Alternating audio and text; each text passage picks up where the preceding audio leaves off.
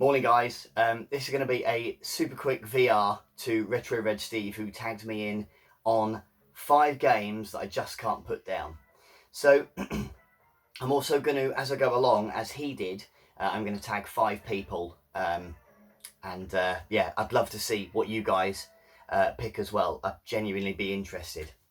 So without further ado, special honorary mention has to go to Mortal Kombat 2 that you can see running behind me. So I'm going to pick 5 other games, but since my wife got me this cab at Christmas, I just keep going back to MK2, just like I was a kid again, you know, drowning it in 20p pieces and still never getting to the end. But yeah, it's an awesome game. So yeah, Mortal Kombat 2 is like the honorary mention. Right, first game. So, first game, and it'll be no surprise to people, it's a Master System game, is Psychic World. I played this an absolute ton as a kid and still never managed to beat it. And I think, even to this day, I haven't. And I think that's probably why I keep going back to it, because it's such a fun little game. It brings back a lot of nostalgia for me, and I just sort of keep picking it up and you know, slapping it back in the Master System. It's just a brilliant fun game. I definitely recommend anybody that likes Master System games just to go and check it out. But yeah, to this day, still not managed to beat it. The difficulty really ramps up in sort of stage 4 and 5. So yeah, it is a bit of a toughie. I definitely need to get around to finishing it at some point. With that said and done, my first nomination for a VR to this video is going to be one of the old guard, and that's Tooty UK. So hopefully Toots, you watch this and you can put a little VR together. I'd be dead interested to see what you're playing these days. I know you're mad into collecting, which of course is cool. But yeah, if you still play any games, I'm sure you do. I'd be dead keen to see what you seem to always find yourself going back to. The next one is another Master System game, and it's actually a homebrew called Flight of Pigorus. I actually picked this as one of the Master System challenges last year, and since then I've been unable to put it down. I seem to always play it on the Master System. I play it on my PSP when I'm out and about, and I've actually just bought, it's not arrived yet, but the brand new double pack that's been put together over at Two Minds, which is a website that produces physical copies of homebrews, and it will be a slightly different version, a slightly newer version of the ROM, because this is like the original one with still a few sort of glitchy bugs and stuff. But yeah, Flight of Pigorus is a shmup. It's mad fun. You can pick it up for 2 minutes, or you can play it all afternoon. It's one of them games that I struggle to put down, and I always seem to come back to it. Please do go and check it out. You can actually download the ROM for completely free over at SMS Power. So do go check it out. With this one, another one of the old guard, so to speak, and I'd love to see what Stu, Ninja Bear Hug, is playing these days. I know he's done a couple of brilliant videos on Minecraft, so which I've really enjoyed watching.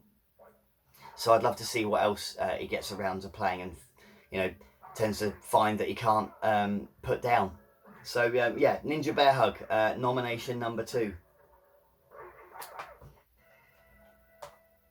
So with that said, my third game is more of a modern one, and it's one that I tend to sit down and play with the family quite a bit, and that is Minecraft.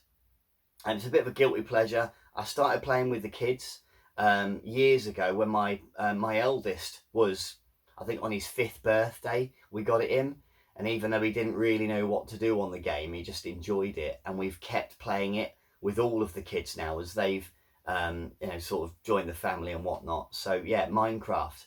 And I've enjoyed watching Stu, Ninja Bear Hug's videos on this. He's certainly much more advanced at it than I am, which just goes to show, I suppose, how deep the game can go and what you can do on it.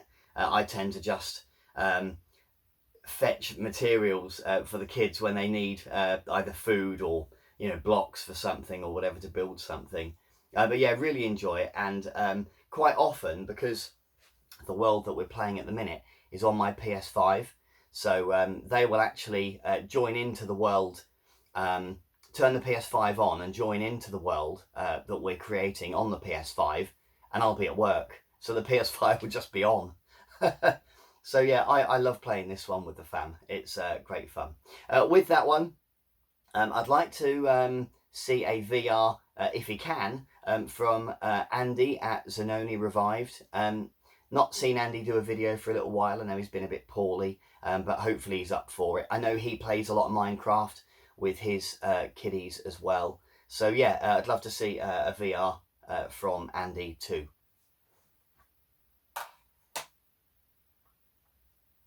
Okay, so I play an awful lot of this game. It's Blasphemous, and since it came out, probably 2 or 3 years ago, I've been unable to sort of put it down, and I've still not got all of the endings. I've still not unlocked all of the secrets. I own it on most platforms. This is the Switch copy that I have, because I took it on holiday with me recently on my little Switch Lite. So yeah, it's a fantastic game, and yeah, it's one of them games that even after you finish, you can finish again to get a different ending or discover other things, because it's got that Metroidvania about it. And I even got the platinum on it, and I'm still playing it, still going back to it to try and unlock you know, a different ending. And with the DLC that they keep bringing out for free, it's kind of the gift that keeps on giving, if you like, quite tough Metroidvania type games. The graphics are absolutely crisp, and the gameplay and controls are really tight as well. So yeah, really good game. With that one, I'm going to tag Clint over at Retro Rewind. So Clint, yeah, just interested to see, I know you do 10-minute teasers and all that sort of stuff, but yeah, just interested to see, what do you tend to gravitate to? What game do you find yourself always picking up and having a go? And then my last one, I started playing this watching my brother on stream, and it's The Hunter Call of the Wild. Now, I know not everybody will be into hunting games. There might even be some people that are dead against them. You know, and look, that's fair enough. It is just a game. I really enjoy a lot of outdoor activities, and I grew up on a farm, so hunting, or not that I was any good at it, unfortunately, but hunting, fishing, all that sort of stuff is kind of second nature to me. So picking this up kind of gave me, or tied me to sort of my roots of growing up on the farm. And it's just one of those games, because it's a simulator, you can find yourself putting it in for 10 minutes, looking at your watch, and 4 hours have passed. It's a fantastic game, and it's just one of those that even if you don't see any, because it is quite tough, you've got to be very quiet to creep up on whether it be a deer or whatever it might be in the game.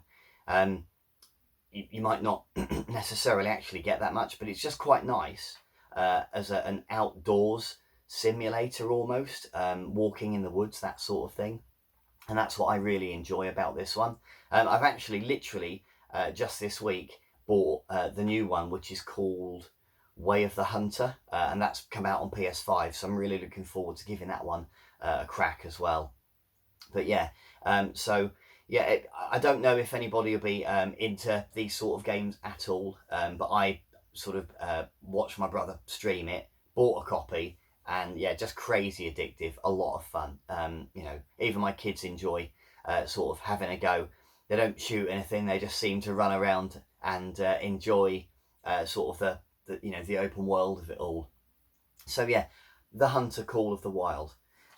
With this one, I'd like to tag my buddy Mark, Retro Adventurer.